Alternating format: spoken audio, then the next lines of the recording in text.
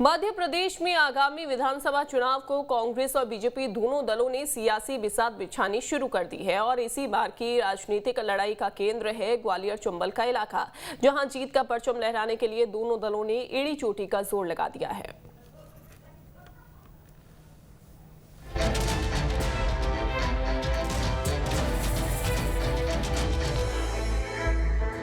मध्य प्रदेश में इसी साल के अंत में विधानसभा का चुनाव है, लेकिन उससे पहले ही सूबे में सियासी कसरत शुरू हो गई है। सत्ता की चाबी हथियाने के लिए बीजेपी और कांग्रेस दोनों दलों के बीच पुरजोर जोर आजमाइश जारी है, लेकिन इस बार दोनों दलों की नजर ग्वालियर चंबल इलाके पर है। यही वजह है कि ग्वालियर चंबल की धरती इस बार सत्ता की लड़ाई का केंद्र बन गया है और तमाम नेता इस धरती पर अपनी पार्टी का परचम लहराने के लिए सियासी गुड़ाभाग में लगे हुए हैं।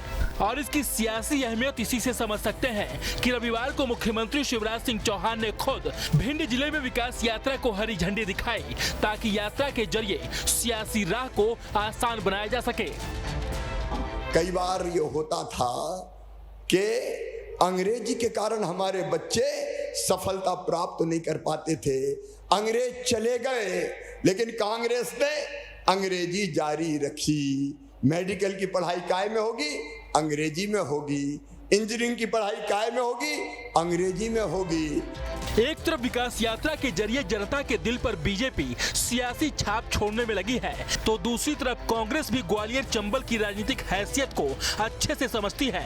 यही वजह है कि पूर्व मुख्यमंत्री और कांग्रेस के दिग्गज नेता कमलनाथ ने अपनी पूरी ताकत इस इलाके में झोंक दी है। खुद कमलनाथ चंबल की धरती पर घूम घूम कर अपने कुछ महीनों की सरकार की याद दिलाते हुए जनता से विरोधियों को जवाब देने के लिए साथ मांग रहे हैं, ताकि जो कसक 2018 के चुनाव में रह गई थी उसे इस बार पूरा किया जा सके। इन्होंने तो बाकी आदेश निकाले हैं, आप सबने देखे होंगे कि इस स्थान पर ये अधिकारी रहेंगे, इस स्थान पर ये अधिकारी रहेंगे।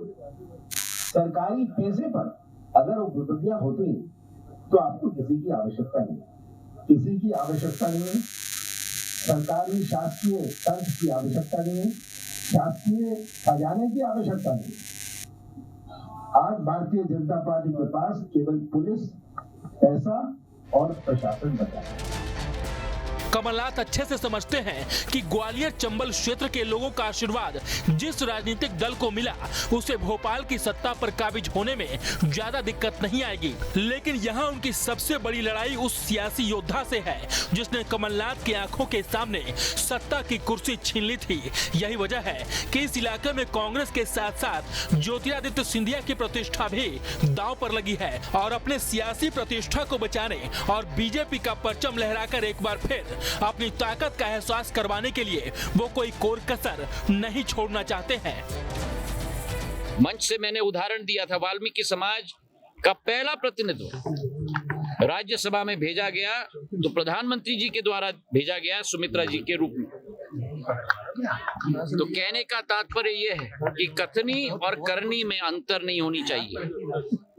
जो दल आज समाज के नाम पर वोट बटोरने का काम कर रही है, जब सत्ता में थी तो समाज को बांटने का काम किया था।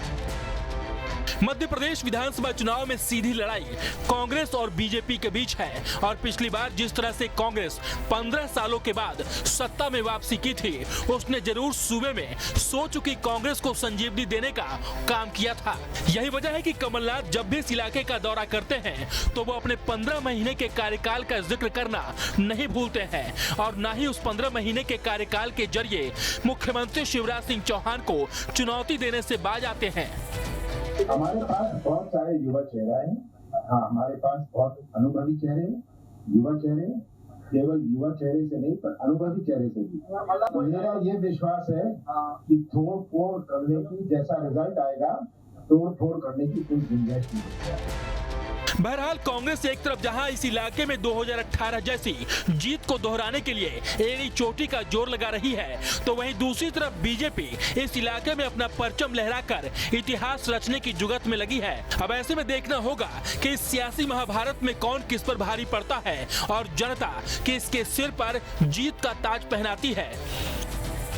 ग्वालियर से विनोद शर्मा के साथ टीम न्यूज स्टेट।